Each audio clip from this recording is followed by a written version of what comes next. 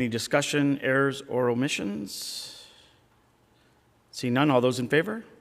Motion is carried. None opposed. We'll be going into closed session. I'll ask the clerk for a motion. It's moved by Councillor MacDonald, seconded by Councillor Bergeron, that Council proceed in camera pursuant to Section 239(2)K of the Municipal Act 2001, a position, plan, procedure, criteria, or instruction to be applied to any negotiations carried on or to be carried on by or on behalf of the municipality or local board for a contract matter, and pursuant to Section 239(2)B, personal matters about an identifiable individual, including municipal or local board employees, for an HR matter. Okay, thank you. All those in favor? Motion is carried.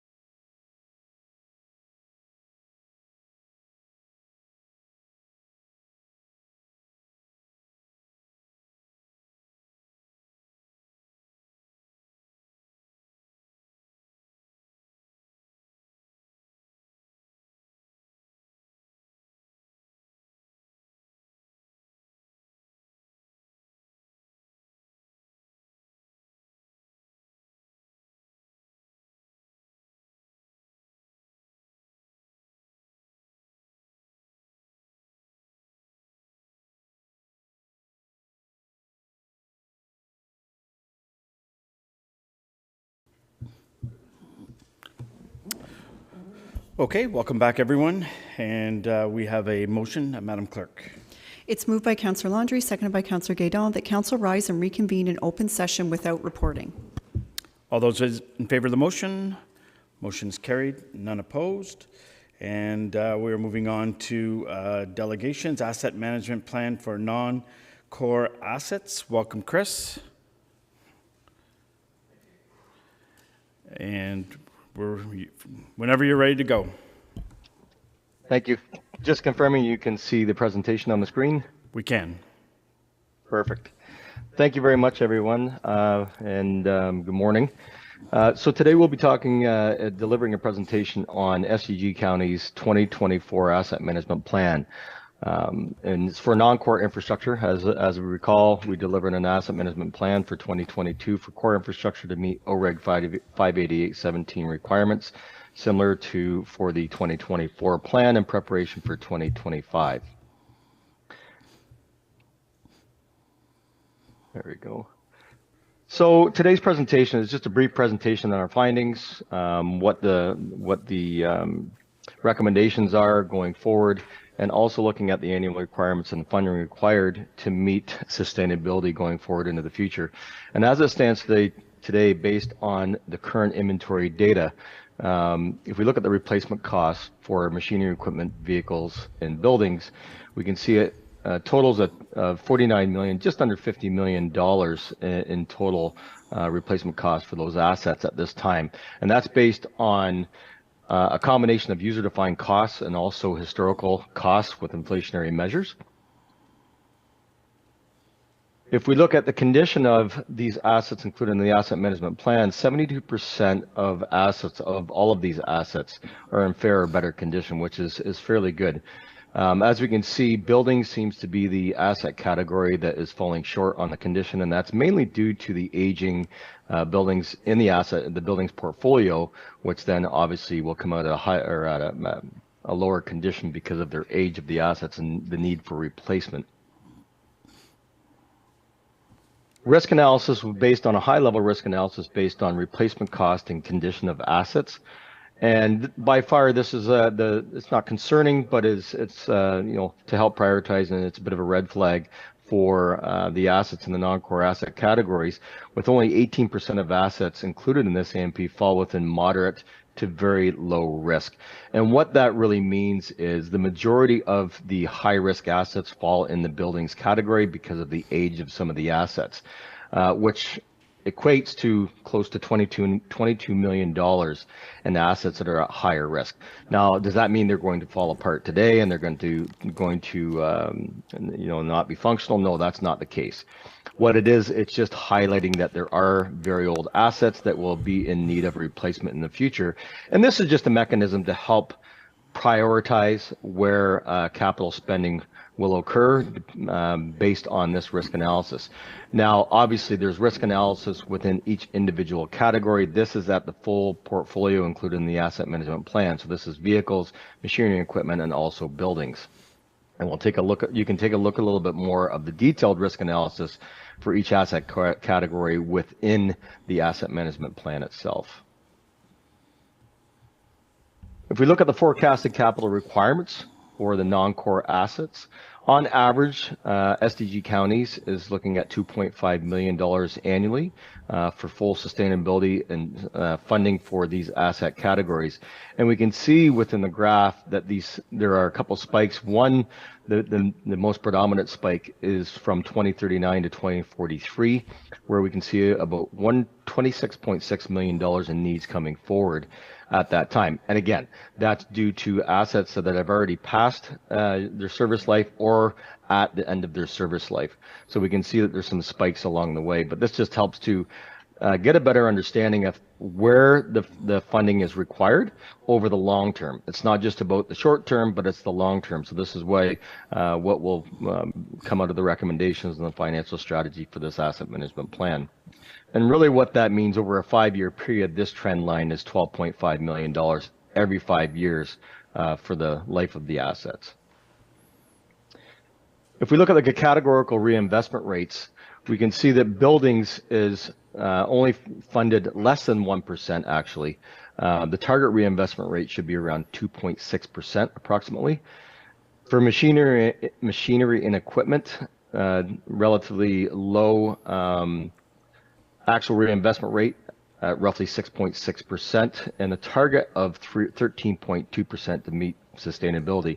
And vehicles, on the other hand, much better picture, where we're looking at almost full sustainability currently already, but a target reinvestment rate, a slight increase to 9.7% to be able to meet all of the needs for the vehicles category.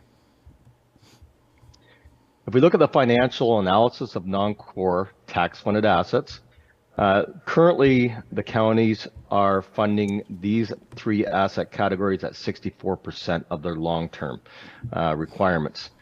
The tax increase required for full funding is 1.61%, and it is only specific to the assets included in this AMP.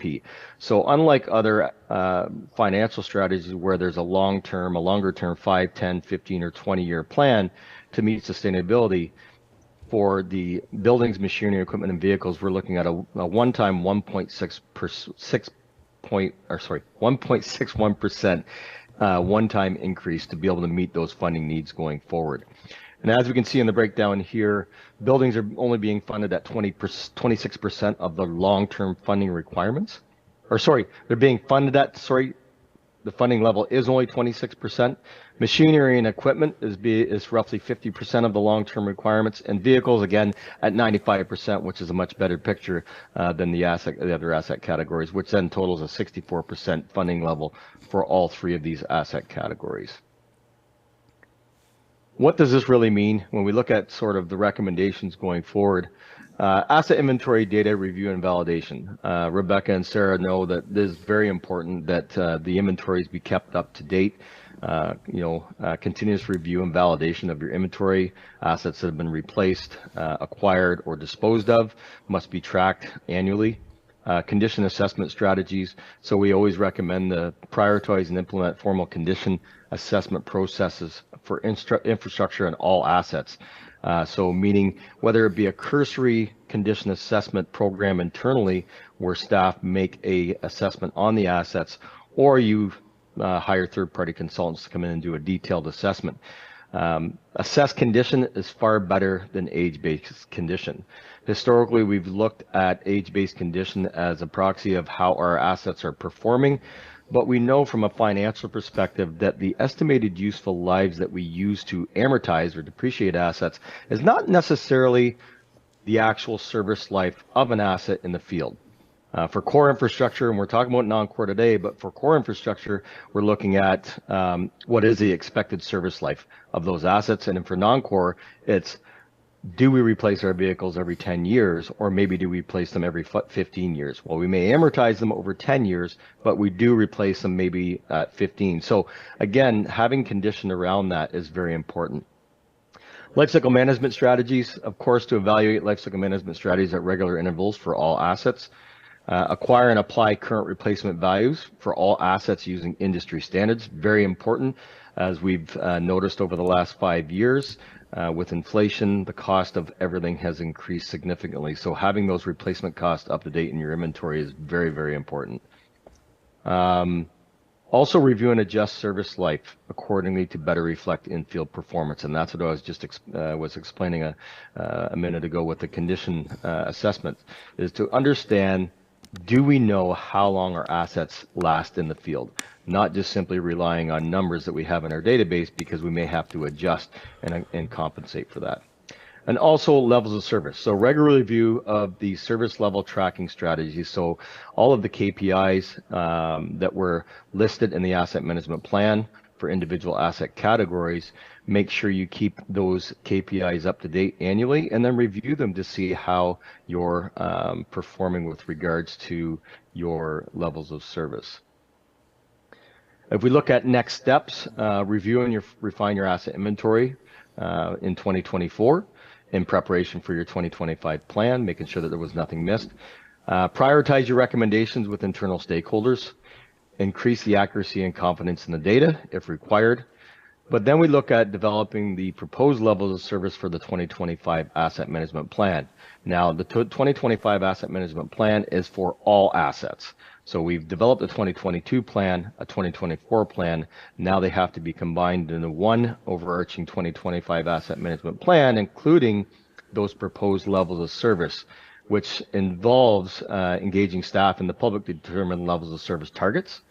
Also developing a 10-year financial life cycle and financial plan to meet those proposed levels of service. So what that really means is, if we do set a target levels of service, how does that reflect into the life cycle strategy being applied to these assets? So one thing to note, targets are not required to be set under the OREG.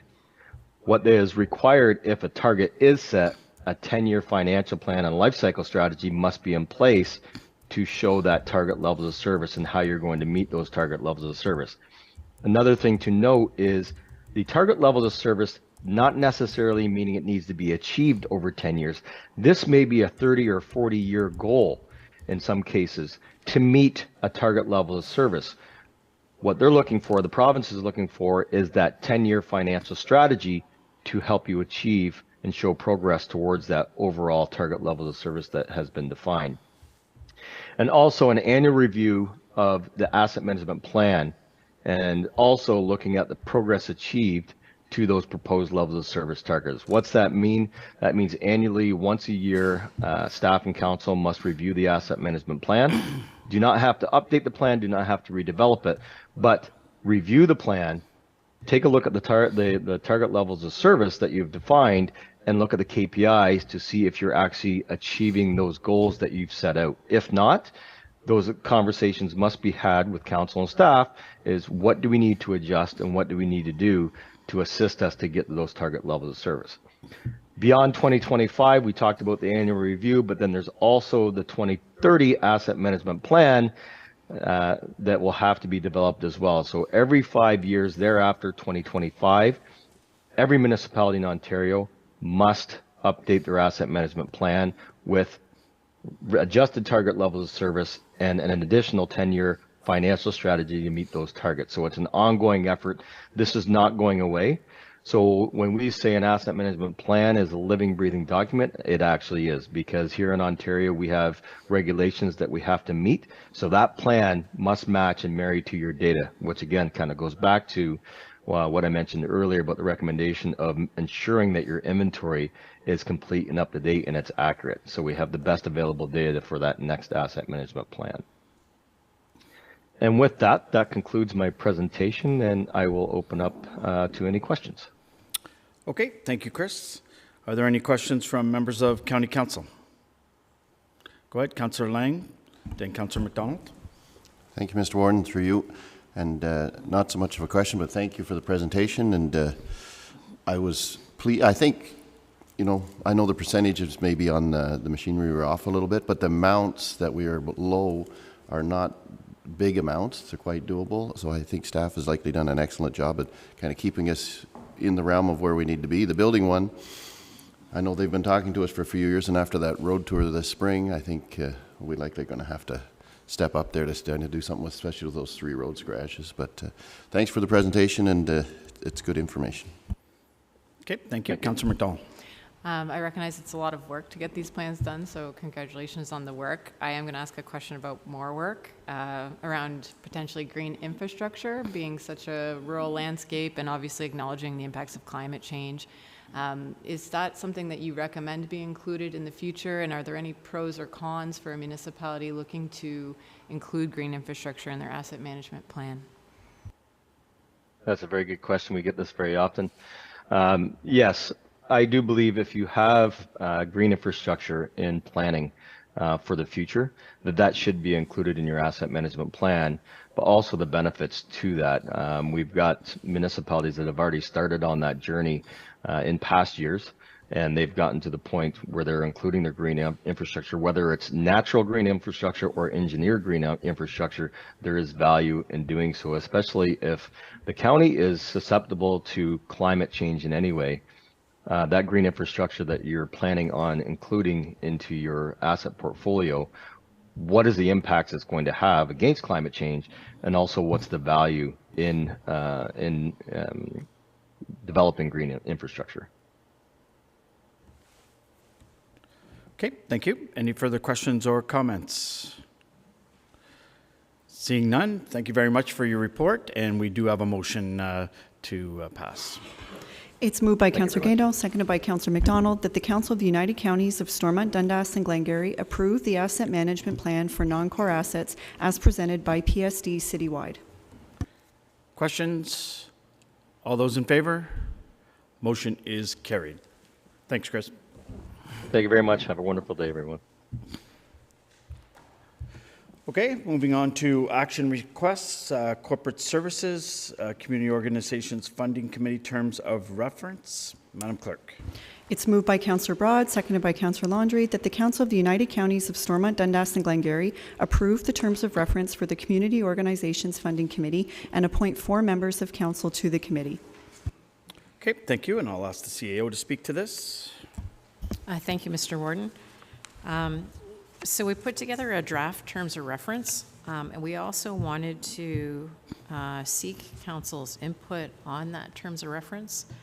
And we also would like to know if council would like to have a little bit more of a fulsome discussion on the funding that we provide to some of these community organizations, especially where there might be, gaps in social funding. We've talked about Last Resort Fund and Social Development Council.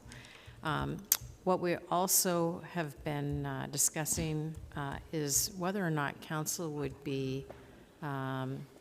like to have a facilitated discussion.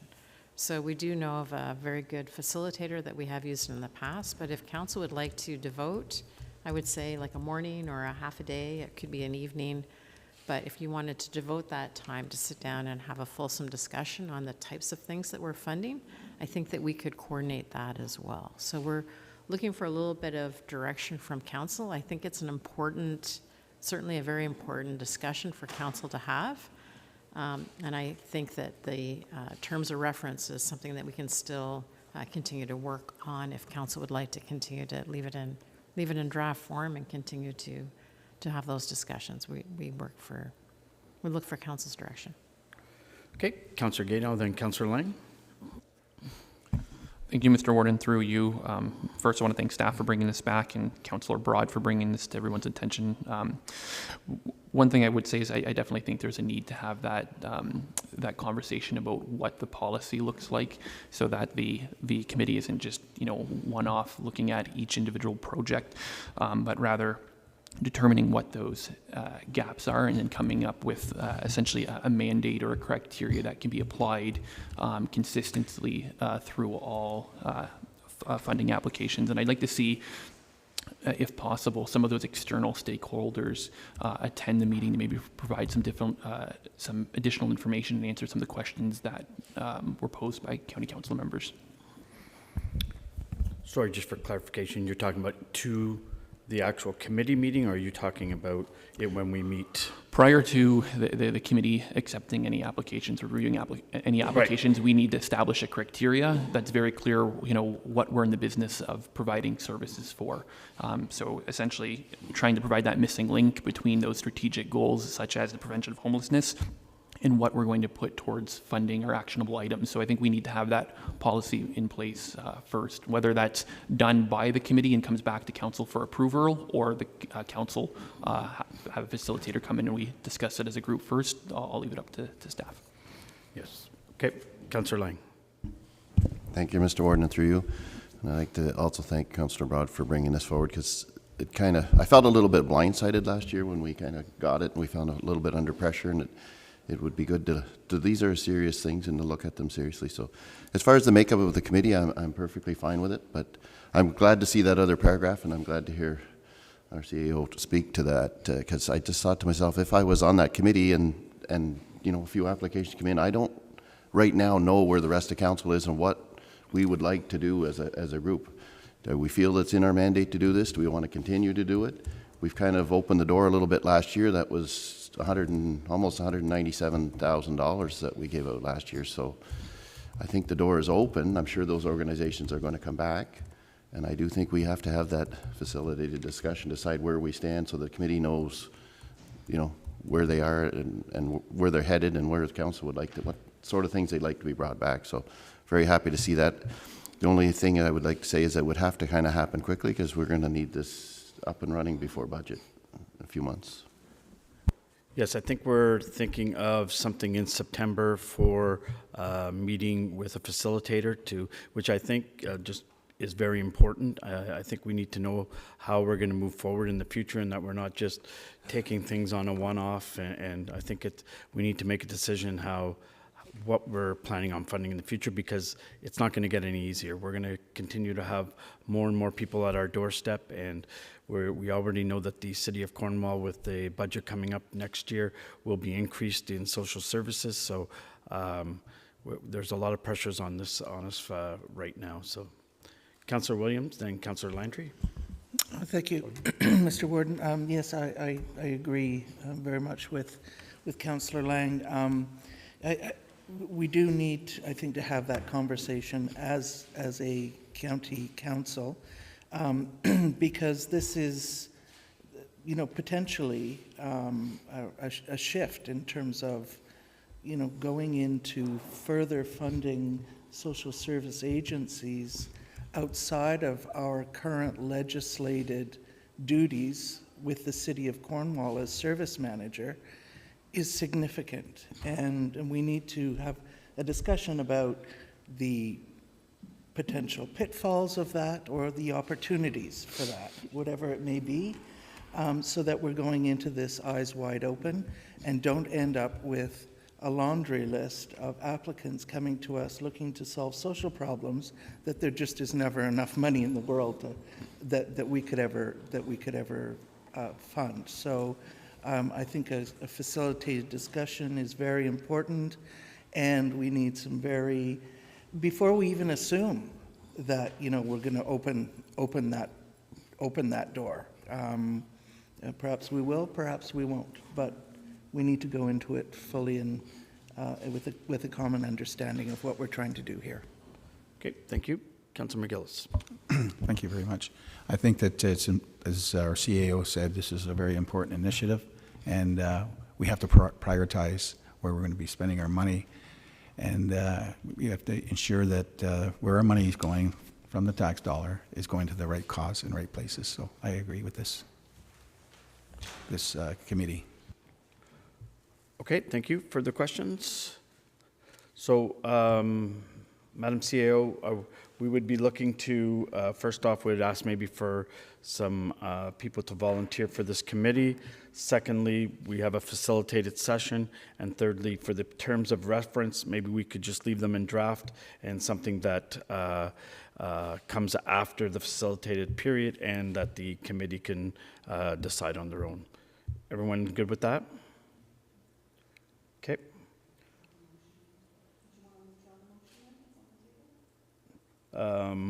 I guess that we're going to have to, because we're changing things up, so. Yes, I am.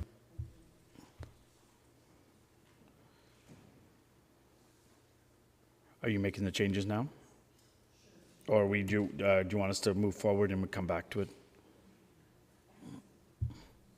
I think we can come back if there are council members that would like to put their name forward. I don't know if we want to. Yeah, we'll do that as well.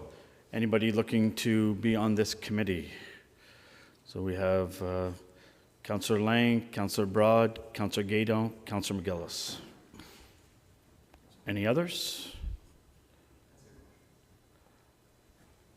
We'll put you on the committee if you do. Yeah. Councillor McDonald. Thank you, and through you, Mr. Warden. So my question is just on, I'm somewhat a political neophyte in this situation.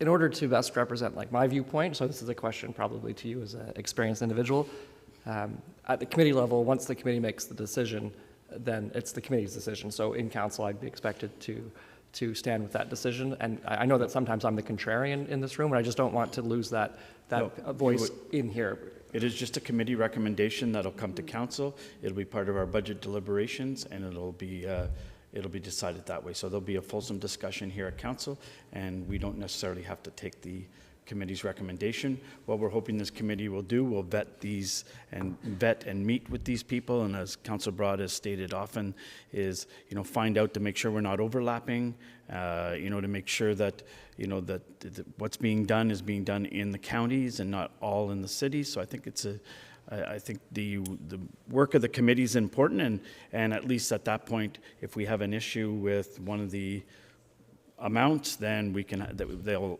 have some answers for us at that point. Go ahead, subsequent. Yes, please, and thank you again.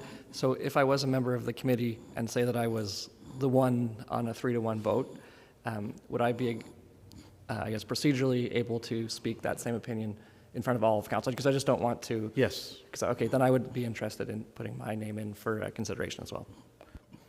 Okay, so we'll, sorry, go ahead, Madam CEO, did you have something?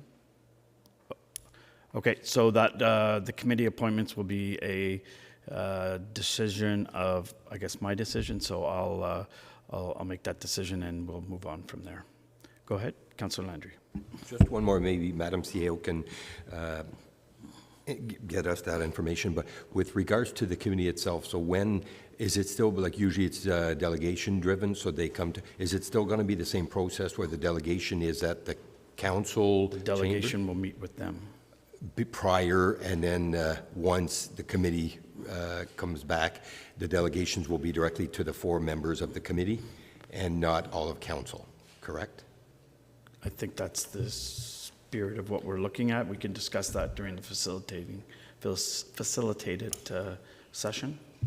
So through you, Mr. Warden, exactly right. I think that that's the conversation that needs to be held at the committee level and the facilitated discussion level. And so I think this is the type of thing we want to kind of get everybody's feedback on, whether or not the delegations come to the committee, because we're starting to get requests from a couple of delegations now. And so we'll have to plan those in the fall through the committee or through to council. Okay, Councillor McGillis. Thank you very much. And to make your job a little easier, I know Councillor McDonald would do a great job on there, and I'll step back because you're just a committee of 4, and I think that you offer some good advice and suggestions, and I think that at the end of the day, ultimately, council will have a decision anyway. So. Okay. Thank you. So I guess that is the committee, and we can just put through every vote at 3-to-1, knowing that Councillor McDonald will be against it. Okay, we have a motion. It will require a mover and seconder, and reads that council appoint Councillors Broad, Lang, Gaydon, and McDonald to the Community Organizations Funding Committee, and that a terms of reference for the committee be finalized after a special county council meeting to further discuss this matter. Okay, moved by Councillor Broad. I need a seconder. Councillor Gaydon. All of those in favor of the motion? Motion is carried, none opposed. Thank you, everyone. Okay, we are moving on to tenders and quotations. Eastman Creek Culvert Invert Paving. Madam Clerk. It's moved by Councillor Landry, seconded by Councillor McDonald, that the Council of the United Counties of Stormont, Dundas, and Glengarry accept the tender from TGL Construction Limited for the culvert invert paving at their unit prices totaling $153,025 plus HST, and that the Manager of Infrastructure be authorized to sign all necessary documents to give effect to the contract. Okay, thank you. Go ahead, Mike. Welcome. Thank you and good morning. The county has a culvert crossing on County Road 42 at Eastman Creek that consists of 2 very large corrugated steel pipes, 3 meters in diameter. And these pipes are only about 25 years old, but this permanent water course is constantly, appears to be scouring the pipes, and it's removed the galvanic coating and it's corroded the steel. So this is what we would consider a timely investment, something to just separate the flow from the steel in the bottom of the pipe, reinforce the structure, and give ourselves a couple more decades of life on this crossing before that steel is gone. And so we are recommending award to TJL. It'll be a concrete invert paving in the bottom roughly half of the pipe, and it was part of the 2024 budget, and it would be within budget if we make this award. Thank you. Okay, thank you. Questions or comments? Seeing none, all those in favor of the motion? Motion is carried. There are none opposed. Thank you.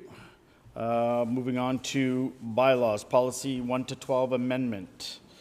Madam Clerk. It's moved by Councillor Gano, seconded by Councillor Broad, that bylaw number 5460, being a bylaw to adopt revised purchasing policy 1-12, be read and passed in open council, signed and sealed. Okay, thank you. Welcome, Rebecca. All right, good morning. So at the July council meeting, we have brought forward changes specific to the disposal of surplus goods, which include things such as plows, loaders, and graders, that municipalities have the ability to purchase those before they go to public auction. This report just formalizes that, what we discussed last council meeting. Okay, thank you. Go ahead, Councillor Gano. Thank you, Mr. Mayor. Sorry, Mr. Warden, through you. Page 14 of the policy, being 37 of the package, the third paragraph reads, other than the CAO, no employee can approve any invoice for payment to himself or herself. This should be amended to strike out other than the CAO. No employee should be able to approve their own invoices, and this should be instead approved by the Director of Finances. Okay, thank you. You're not billing us for that service, right? Go ahead, Madam Clerk. If we want to make that simple change, we can strike it out. I'll note it in the minutes, and I'll just reflect the motion that the policy as amended be read and passed in open council, signed and sealed. Okay, further questions or comments? Seeing none, all those in favor? Motion is carried, none opposed. Thank you. Official plan amendment number 24, rural consent policies. Madam Clerk. It's moved by Councillor Gaydos, seconded by Councillor Landry, that bylaw number 5461, being a bylaw to adopt official plan amendment number 24 to the official plan of the United Counties of Stormont, Dundas, and Glengarry, be read and passed in open council, signed and sealed. Okay, thank you. Thank you, Warden. We did have a presentation and update at the last council meeting. We've received all resolutions of support for the changes to the policy for severances. Since the last council meeting, we also had a public meeting that the warden chaired. We did receive some comments on that, and we do note them and address note how they could be addressed in our report. So we're recommending council approve the official plan amendment that would update the severance policies for each municipality. Okay, thank you. Questions or comments? Go ahead, Councillor Lang. Thank you, Mr. Warden, and through you. And I was able to tune in, not live, but I watched the public meeting afterwards. We did have one resident of South Glengarry that spoke against it and sent me some further information. But I do think, and this resident did mention that we do need more development, and I think you were on the right track. And so I think, you know, I'm going to be in favor of it, even though we had somebody speak against it. I do think most of our residents are definitely in favor of this. And in this one is also the 10-year. Yes, that is remaining in. We did go back and look at some of our surplus dwelling severances, and there are definitely some where, you know, they're almost still putting up the siding from a new house. That's, I think, is not meeting the intent, but almost every surplus dwelling severance we have is an older farmhouse. I think that's the intent of the policy. I think we've had two that I know of in the last number of years that we're trying to kind of get around the intent of this by building and then severing right away. But 2 and 18 years isn't that much. And I'm okay with, I'll go with the will of council, but I think 10 years is a little excessive. I would have rather seen 5 years, but anyway, I can live with it either way. But I do really appreciate most especially the opening up the severance. I think it's going to be great for our townships.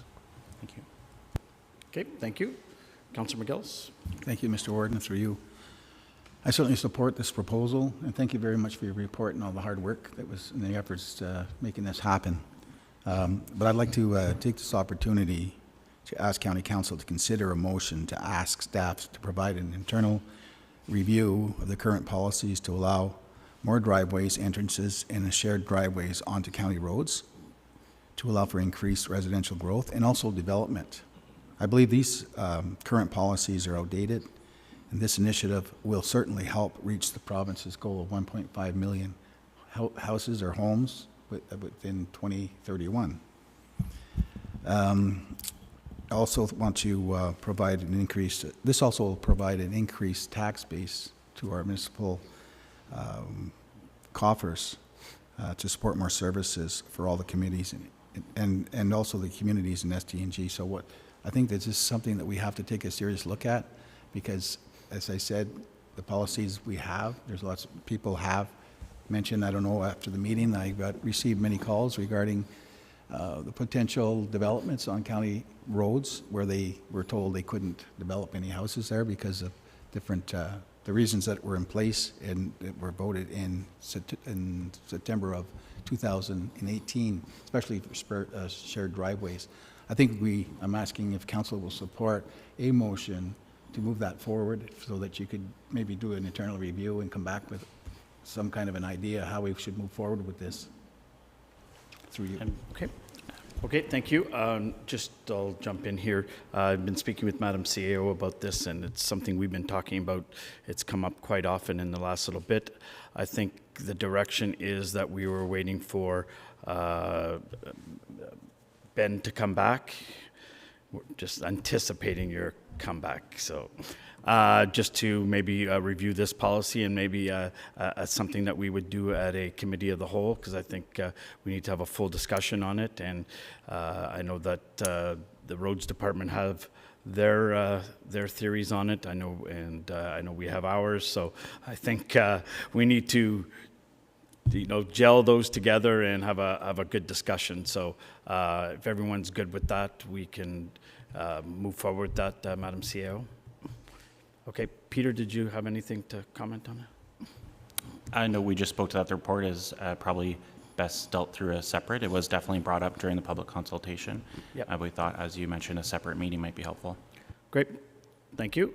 Any further questions or comments? All those in favor of the motion? Motion is carried, none opposed.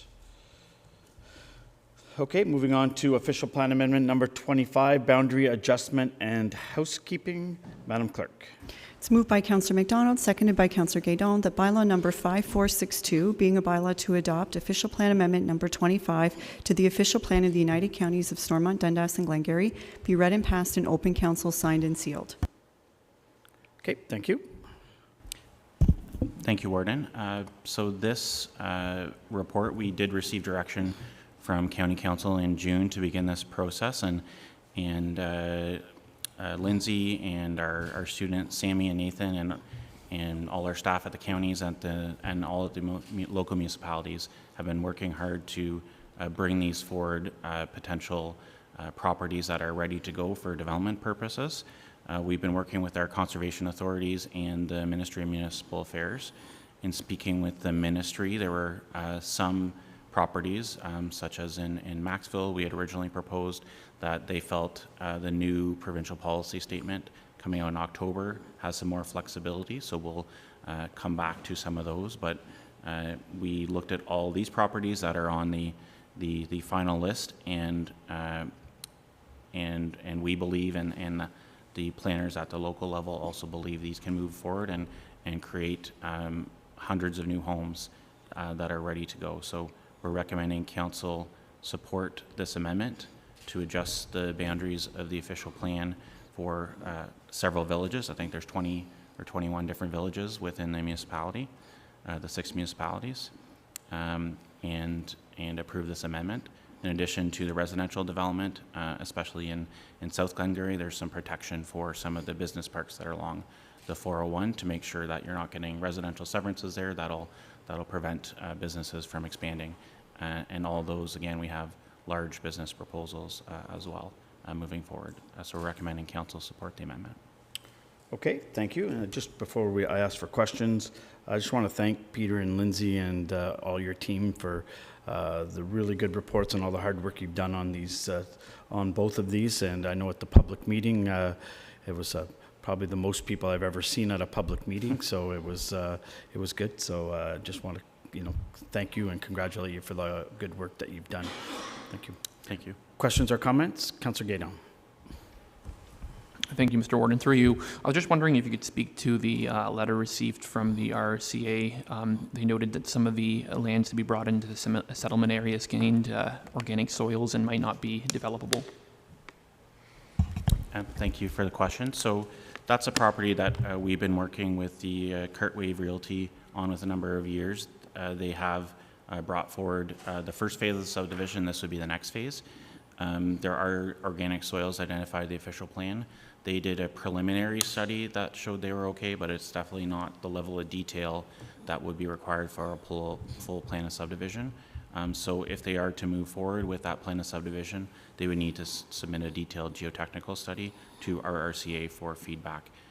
They were definitely flagging it that the study that was submitted is fairly high level, but if this council approves this, they would submit a detailed study in order to get, if they were to get a subdivision there.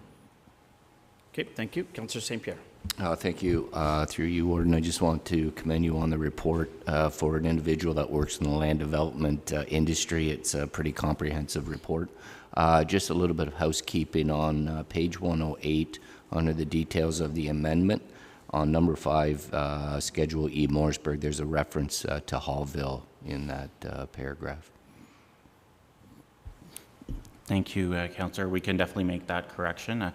And I can tell you that we had great support from South Dundas, and Stephanie presented that report for your council. But in the meantime, we've been working with the ministry and Raise and Region and made probably 50 different changes to the map. So we definitely had a couple typos, so we'll be sure to fix that. Thank you. Okay, thank you. Councillor McDonald. And just to commend you on the proactive and quick work you did to recognize lands that are going to be used for development, and also some existing land uses that need to just be recognized as formally existing. I just second the comments made by Councillor Gaino that if there are lands that may or may not be suitable for development, as long as they're adequately zoned or indicated in some way, so that we don't end up down the road with someone saying, well, this is in the settlement area, why can't I put a subdivision here? It's residential. We just really want to make sure that we allow people to make good decisions about land development, and we don't, throw some organizations under the bus down the road. Sorry, I should also mention we did get a request from the Ministry of Municipal Affairs to defer this matter to a future meeting.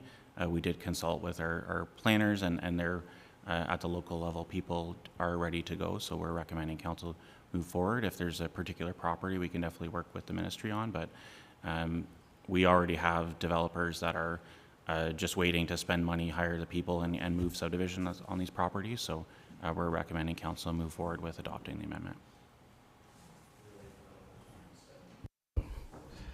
Okay, any further questions or comments? Seeing none, all those in favor of the motion?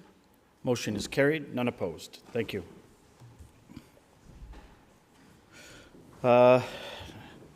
Encroachment agreement, SDG 2, private water service. Madam Clerk. It's moved by Councillor Bergeron, seconded by Councillor Landry, that bylaw number 5463, being a bylaw for the purpose of establishing an encroachment agreement between the United Counties of Stormont, Dundas, and Glengarry and Irene Cameron for the property located at 6870 Orchard Road, be read and passed in open council, signed and sealed. Okay, thank you. Welcome, Trevor. Thank you, Warden. Good morning, Council. As mentioned in the motion in front of you today is an encroachment agreement, or a request to approve an encroachment agreement to facilitate issuing a road cut permit for this individual to install a private water line crossing County Road number 2. Not the most common request that we get, but in that Summerstown area, it is something that we do have a few of them every couple of years. People are looking to get a water line in an unserviced area. We have no concerns with it. We have to road cut permit process to be able to control the quality and location, everything of the work. What this agreement does is just provide us some legal security for any future instances if we were to come across this line. Everyone knows their rights and responsibilities that way. Okay, thank you. Questions or comments? Councillor Williams. Thank you, Mr. Warden. So they're cutting the road. They can't bore under it to avoid cutting it? Apologies. We consider anything within the right-of-way working right-of-way permit now. Old terminology was road cut permit, still burned in my brain a little bit. They will be boring under the road. Thank you.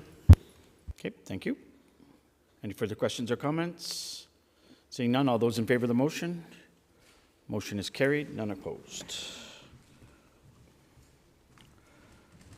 All right, moving on to SDG Library lease agreements. Madam Clerk.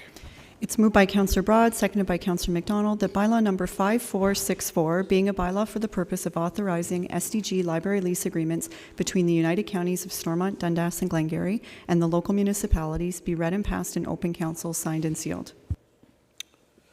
Thank you. Welcome, Rebecca. Thank you. I'm actually really excited to be here today to express this bylaw. It was a process that was started last November, and it was an initiative that brought in and invited a representative for each of our municipalities to form a working group to create these lease agreements. The process was designed to be a fair and equitable process that defined levels of service between the leaseor and leasee very clearly and distinctly within these lease agreements.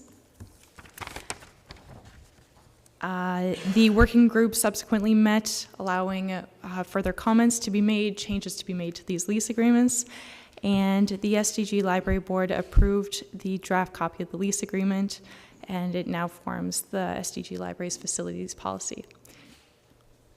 Thank you. Okay, thank you. Questions or comments? Thank you for your hard work on it. I know there were, it went on for a bit, and there was a little bit of back and forth, so, great job doing it, so thank you. All those in favor of the motion? Motion is carried, none opposed. We have items under the consent agenda. Madam Clerk. It's moved by Councillor Guédon, seconded by Councillor Bergeron, that all items listed under the consent agenda section of the agenda be received for information purposes. Any questions on the consent agenda? Seeing none, all those in favor? Motion is carried, none opposed. Boards and committees, joint liaison, I believe we meet in end of September, so we'll have a report then. Library board, Councillor Broad. Our next meeting is next week, September 5th in Maxville, but don't forget SDG Reads. The opportunity to buy VIP tickets are open at your local branches, and you can register for the event online. Great, thank you. Police Services Board, meeting in September. Eastern Ontario Health Unit. Yes, so we had our meeting, first face-to-face actually since COVID, which was refreshing. The Eastern Ontario Health Unit is currently undergoing strategic planning, and so the consultant who's managing that gave us a high-level review at our last meeting, and I was very impressed with the direction they're going. One of the significant focuses of the strategic planning is on prioritization. The staff, since COVID, have been faced with so many competing demands on their time that they've had some trouble figuring out how to prioritize their work. And so this strategic plan is really going to help them with that. So that's really good news. There is a new COVID strain out there, as there is every year, so there will be a new vaccine associated with that new strain, and that new vaccine will be offered with the new flu vaccine, so you'll be able to get both at once. There is, I think I mentioned this previously, a new RSV vaccine for babies. This is significant, and Dr. Paul's been very central at unrolling this initiative. It will actually prevent up to 6,000 hospitalizations of babies every year, which is very significant. So that's good news. Also, there is some concern over the province canceling funding for wastewater testing. The wastewater testing that was previously done through all of COVID is now not funded, and it's a problem for the health units, specifically because the viruses that showed up in the wastewater would give the health unit a real heads up in terms of where the health of the population is going, whether there is concern or no concern there. So we are writing a letter to the government stating that concern over the cancellation of the funding. That's all I have. Thank you. Okay, great. Thank you. Go ahead, Councillor McGills. Thank you, Mr. Warden. I'd like to ask Councillor Williams if there's any update on the testing of wells. I know that they wanted to, source it out or else have it at the expense of the owner to test their wells. Do you know what? Yeah, I'm sorry, there was no discussion of that at the meeting, but I can ask at the next meeting for certain. Okay, thank you. Okay, Glen Dunn Lodge. Next meeting, September 18th. Thank you. St. Lawrence River Institute, no meeting. Raisin South Nation, no meeting. East Ontario Agri-Food Network, no meeting. Regional Incentives Program, no meeting. Rural Education, no meeting. Social Development Council. Yes, just briefly. Just on Thursday, August the 15th, was the second Youth Engagement Fair that I think was a great success. The SDC manages that. Also, note that the Cornwall Culture Fest is coming up on September the 14th. And if you would like more details on the Social Development Council's youth programs, you can find that information on social media platforms. Thank you. Okay, thank you. SDG Working Force, no meeting. Great, thank you everyone for your reports. All right, 12.1, 2025 budget deliberation dates. Rebecca.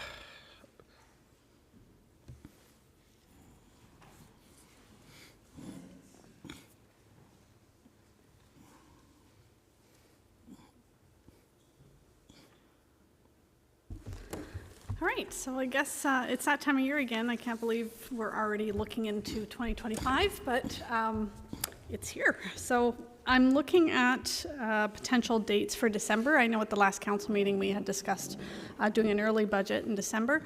My suggestion would be December 3rd, and if needed, December 4th. But if there's any dates that council would prefer, I'm definitely available for whatever council would like to see. Okay, Councillor Guénon. Thank you, Mr. Warden. Through you, those dates work for me, but actually just a question that's kind of slightly off topic, but while we're on the topic of budget generally, are we in a position to do the multi-year budgeting process this year? I know it was something we talked about during the strategic plan.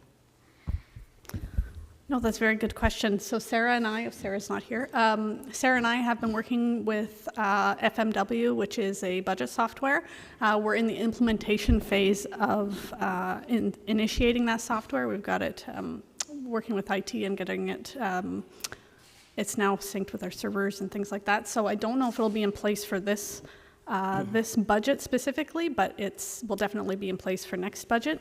I've also communicated with the directors that we are going to be looking at this budget with the mindset of a 4-year budget process, so that we can potentially, if we can bring information that is known for the next 4 years, that we could do that at the time and as a discussion point. But the software itself probably won't be ready in time. Okay, thank you. So those dates are looking good at this point for everyone?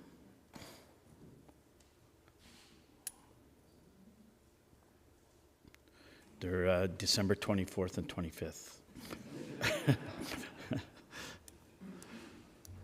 Okay, so good. I think we can probably go ahead with those dates.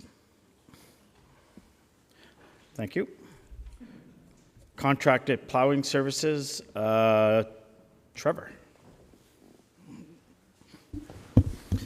Morning once again, Council. As Council may be aware, in 2015, Transportation Services revised our plow route slightly and optimized our routes, which resulted in the agreements between the townships and ourselves, where the township is maintaining approximately 115 kilometers of our road network, and also reduced our contracted fleet of plows and drivers from 8 down to 5. We've been through that contract now for 2 terms. This upcoming winter is the last year on our current contract. And just given some of the difficulties that we have and we know with equipment procurement and some of the capital costs that the contractors may be coming into to be compliant and be able to provide this service, what we'd like to do is issue the tender in September of this year, hopefully get awarded in October, and allow them time to ramp up and also give us some price certainty going into the next budget season. So just looking to make sure council didn't want any major deviations from our current practice before we go ahead and polish this tender up and issue it. Okay, Councillor Lang. Thank you, Mr. Warden, through you. Reading it, it looks like this has been pretty stable for some time. Wondering if, I was kind of hoping that the additional 5.3 employees that we brought on might change this situation a little bit. It is kind of ironic. We hire 5 external and we hired 5 internal. But just your thoughts on that. So the 5 extra that we hired were always hired for the winter season. The difference there is that they're now a year-long employee, so it doesn't change our internal staffing through the winter season, and it had always been that 5. Okay, thank you. Further questions or comments? Seeing none. Thank you, Trevor. August 2024 update, County Road 22. Welcome, Mike.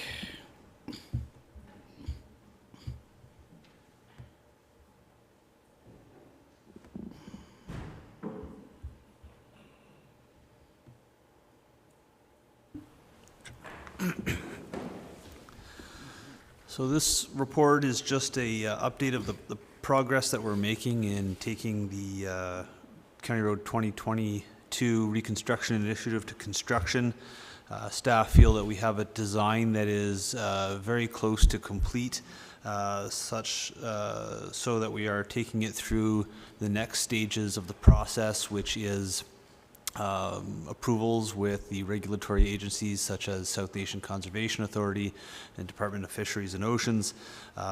We've received indication from the township and their drainage engineer that both of those processes have to be closed out before they will complete their municipal drain reports that are associated with the relocations of the drain.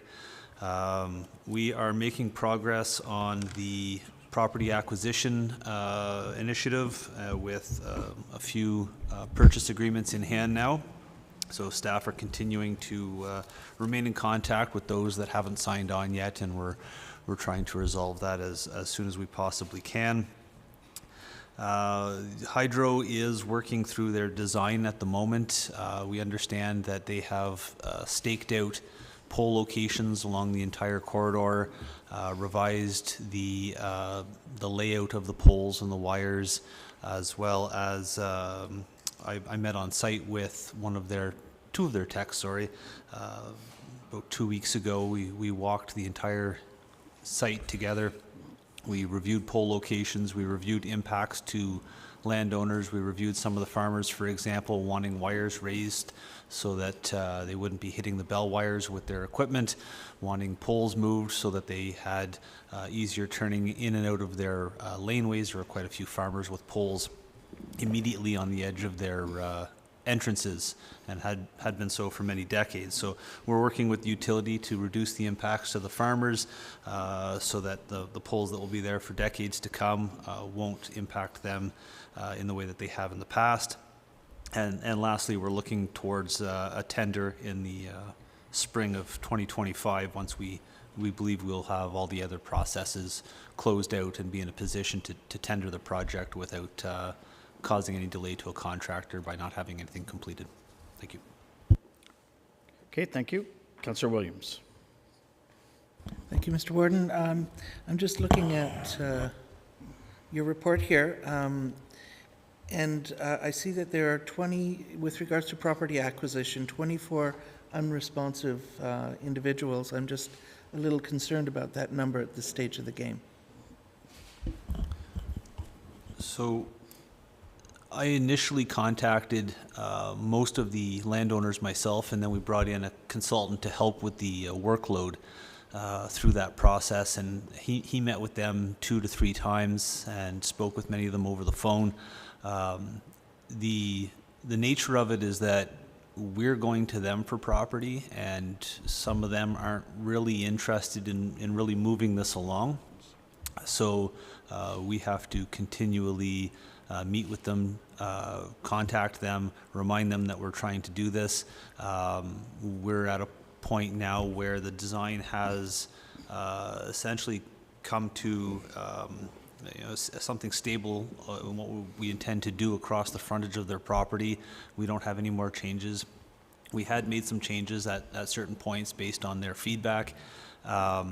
So we don't really have a whole lot of options anymore in terms of really any changes to the design to satisfy them. There are some homeowners where they've just decided, yep, that's it, we're happy, we're ready to proceed. And some of them just aren't really interested in moving this along on their end. So we will have to make it clear with homeowners that the time for talking is done, and we really got to get this going, and that's kind of the next step that we're looking at, how we convey that to them. Okay, thank you. Councillor Lang. Thank you, Mr. Warden, through you. I'll speak for a moment just as somebody who sat on the other side when they came for the land acquisition on 17. If you're going to wait for them to get back to you, it's not going to happen, likely, especially the ones that are hesitant. You're going to have to show up at their doorstep with papers in hand, something ready to sign, and be willing to maybe make an odd adjustment on that where you both initial it and get it signed. But if you need to get this done this fall, your time is running short because they're not likely going to want to sit down once they start harvest. I'm going to think it's going to be tricky at best to get them. So I think we're famous farmers who can procrastinate for a long time on a lot of things, but we do make decisions quickly sometimes. And if you have the paper there and you're willing to make an odd adjustment, whatever you're willing to do on your side, I think you could, it'll be one-on-one, you'll have to push a little bit, but it can get done. They got me after a while. Thank you. Any further questions or comments? Seeing none, thank you for the update. Okay, moving on to 12.4, administrative update. Madam CAO. Thank you, Mr. Warden. So I've just kind of provided a little bit of my calendar from July.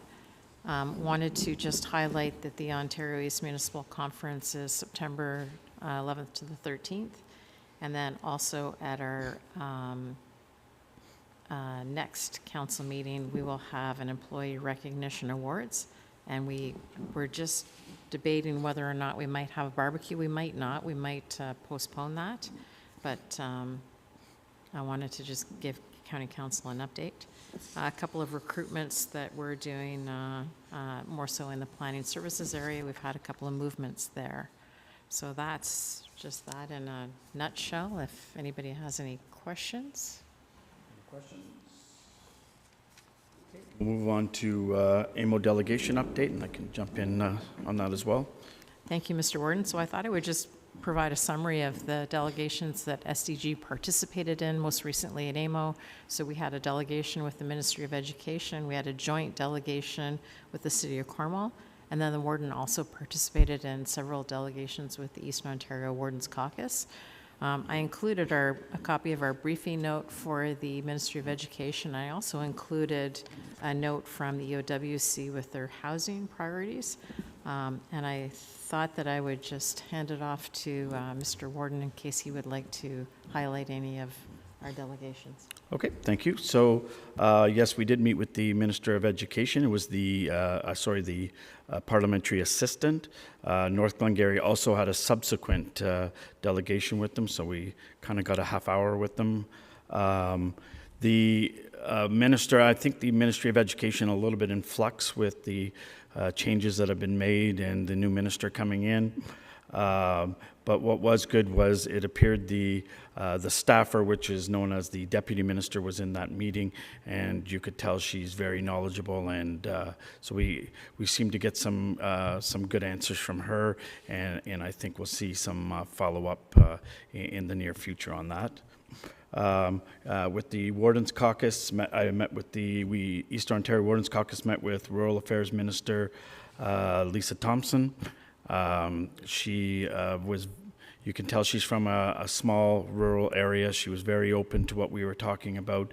She's very open to helping us. She understands that there needs to be programs that are directed at urban centers and programs that are directed just at rural municipalities. So seem to get a good feeling there. That's the first time that they've had just a Minister of Rural Affairs, and she's pretty happy that she's the one that's been chosen, and I think she really wants to shine. So also met with the Ontario Medical Association, so it was good meeting. We talked a lot about the doctor shortages, the increased cost in healthcare. We also noted that the Minister of Health, the only issue they talked about was about the safe injection sites. The minister in her speech mentioned, a few times about some of the great things about the MCERP program or the paramedicine programs, but yet have given no indication that they'll fund those in the future. So that we talked about that a little bit. And really the big takeaway was just talking about the increased costs that seem to be downloaded onto us. And I can't remember, what is that number? I think it's yearly in the Eastern Ontario Warden Caucus municipalities, we are paying $123 million of costs that are not our responsibility towards healthcare and social services. So it's a big number. Also met with the NDP caucus. We met with the NDP caucus, and they're open to what we were talking about, and we met with the NDP caucus. Thank you. We had a good meeting with the joint meeting with the Eastern Ontario Wardens Caucus, the Western Ontario Wardens Caucus, and the Eastern Ontario Mayor's Caucus on the Sunday. That was a really good meeting, just to bring everybody all together. We represent more than 2/3 of all the municipalities in Ontario, just in that room. And the big takeaway was to get the government to support AMO in their social and economic prosperity review, and that's very important to us. This is what we really need to back, and we were all sending out letters, asking for them to go forward on it. So I think that's about all I have. If there's any questions, go ahead, Councillor Lang. Thanks, Mr. Warden, and through you. And not a question so much, but just maybe a little shout out. We also had a meeting with Minister of Education in conjunction with the Community Schools Alliance. But a shout out to Minister Quinn for showing up at most of these things and backing us up. Much appreciated. Okay, thank you. Yeah, go ahead, Councillor McGillis. Thank you, Mr. Warden. We also had the opportunity to meet with the Ministry of Municipal Affairs and Housing, and also Minister Fedeli. And we talked about different things that are happening within SDG regarding water and wastewater, things like that. But one particular topic that we brought up or subject was the black ash restrictions now that's in place from the province. And I don't know if everyone knows what the new restrictions are. I'm sure Allison or Councillor McDonald knows specifically how this could impact future development. Just for example, we mentioned for our new fire hall in Ingleside, probably because the amount of black ash that are there, I don't think it's even possible to even build on that particular site. So if you look at the restrictions, anything within 100 meters, or 30 meters or 100 feet around that black ash can't be touched either. So if you have many black ash in that particular area, forget about any future development, and that could be for anything commercial, industrial, or residential growth. So we were asking for them to revisit this idea and the restrictions they put in place, and they were very interested in, and obviously they didn't know about it at the time, and they said that they didn't think that made any sense to have that restriction in place. We know that the black ash, with the disease that it has, it probably is not wise to move forward with that idea. So I know with the butternut trees is the same thing, but the thing with butternut trees, we can replant them. But with black ash, there's nothing in place to replant. So it's an issue that I think we all should be concerned about, and maybe we might have to, create a resolution and move it forward and circulate it through municipalities in Ontario to get this noticed. Okay, thank you. Councillor Williams. Thank you. I just, to let you know that the Roma board met on the Sunday of the AMO conference as well. And we met with Minister Calandra, and we did very focused support of AMO's call for the social and economic prosperity review. And I'm just happy to hear that the three caucuses were the same focus there. So Calandra certainly heard our message. Thank you. Okay, thank you. I'm just going to clarify my comments on the NDP caucus, that they were very supportive of where we were going. So I'll leave it at that. Okay, anything further on any other delegations that anybody wants to speak to?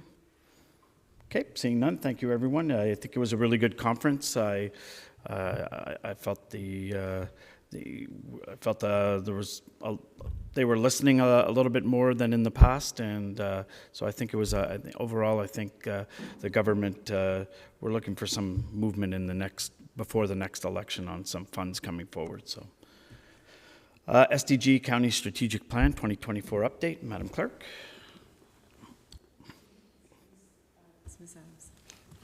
Through you, Mr. Warden. We just put together, we're a little bit late getting this out to council, but we provided an update on some of the accomplishments and the successes to date on the priorities that council established from a little over a year ago. It's our intent to bring back a report similar to this annually, and also always have a message from our current warden.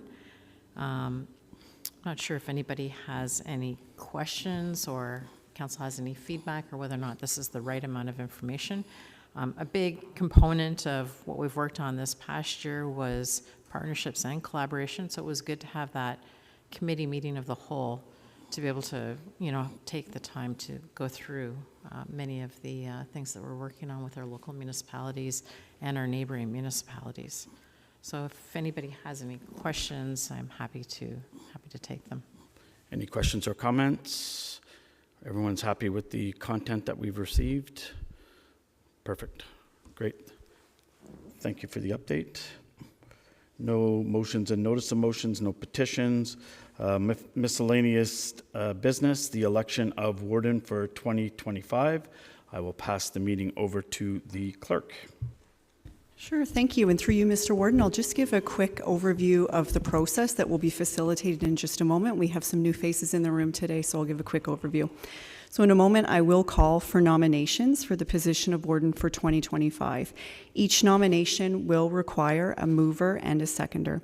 After nominations have been closed, each nominee will have 5 minutes to address council. Voting will then take place behind me in the warden's room, starting with Councillor Williams. Each council member will make their way to the warden's room to cast their ballot, and then the CAO and myself will then count the ballots and announce the winner. So with that being said, I will now open the nominations for the position of warden for 2025. Are there any nominations? I would like to nominate Councillor Martin Lang for warden, please. Is there a seconder? Councillor McDonald, you'll second that? Thank you. Are there any other nominations? Councillor Gaydon? I would like to nominate Councillor Brian McGillis for the position of warden. Thank you. Is there a seconder for that nomination? Oh, Councillor Bergeron? Thank you. Are there any further nominations for the position of warden? Seeing none, we'll start it off then with Councillor Lang. You are nominated first. You have 5 minutes. Thank you very much, and thank you for my nomination and seconding as well. I'm not going to take too much time. We've had a bit of time, obviously, the way this process has worked out. I've had a chance to talk to everyone here, I think, and but very appreciative of the opportunity to run. And if you decide to put me in the position, I will definitely work hard to represent you, I think, the way that you'd like to be represented, and put the next year into committing to this, to doing it as best I can. So thank you very much, and I look forward to it if it's me that's chosen. Thank you, Councillor McGillis. Thank you very much. And I want to thank Councillor Gato and Councillor Bergeron for seconding my nomination. I got to get this here. I can start off with saying that this is an honor for me to put my name forward as a candidate to lead this council as warden for the 2025 term. I believe that my extensive experience serving my community on the former Cornwall Township Council, South Stormont Council, and of course County Council has uniquely equipped me for this important position. As a retiree, my schedule allows me to devote the time required to take on this role as warden and represent the counties regularly. Those who know me know that I'm passionate about the communities in Eastern Ontario, and as a warden, I will work tirelessly to move SDG forward. I am a strong advocate for sustainable development with a provincial goal of reaching 1.5 million homes in Ontario by 2031. We need to support growth in our communities to help combat this housing crisis. In order to reach these lofty goals, we need to collaborate closely with regulating authorities in each of our respective townships. These are partnerships that are so important that I want to be part of the growing and strengthening of these relationships as warden. My goal is to build on the successes and address the unique needs of each municipality in SDG. I have many successful years of working with upper levels of government to secure funding and improve policy for communities and in South Stormont, and I look forward to the opportunity to bring that experience to the county level and to see our shared goals come to fruition in Eastern Ontario. I want to thank each of you for considering me for the role of warden. I know that I can be a valuable leader for our group, working with all our stakeholders, and if I am appointed as warden, I look forward to working with each of you and also county administration too as well. And I'll do everything in my power to see progress for each of our communities in this term. So, thank you. Thank you. We will now commence the voting.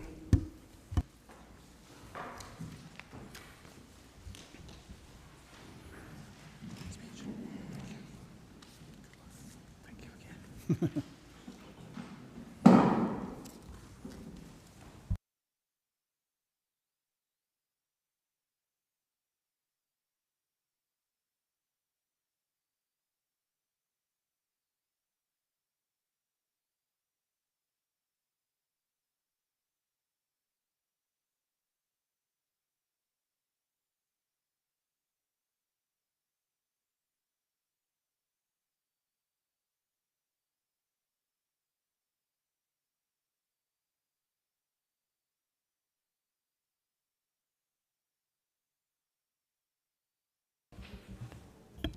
Just letting everybody know that we are still streaming through this, so please make sure your mics are off.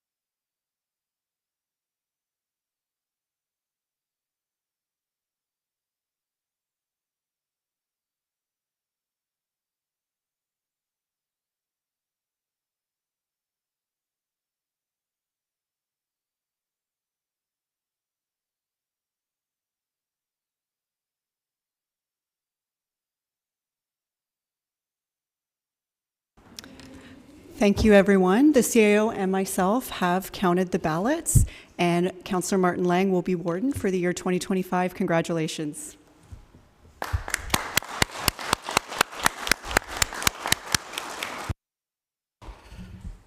Okay, thank you. I don't know if you want me to say anything, but I'll say thank you. Okay. Okay, congratulations, Martin, and thank you for putting your name in. And go ahead, you have like to say something? Yeah, I'd like to congratulate Councillor Lang. I think he'll do a great job, and it'll be a great experience for him. I was there in 2010, and I wish you luck next year, for the whole year. Okay, thank you. And we will move to ratification bylaw. Madam Clerk. It's moved by Councillor Landry, seconded by Councillor Gaindon, that bylaw number 5465, being a bylaw to adopt, confirm, and ratify matters dealt with by resolution, be read and passed in open council, signed and sealed. Okay, thank you. All those in favor? Motion is carried, none opposed. Adjournment by resolution. Madam Clerk.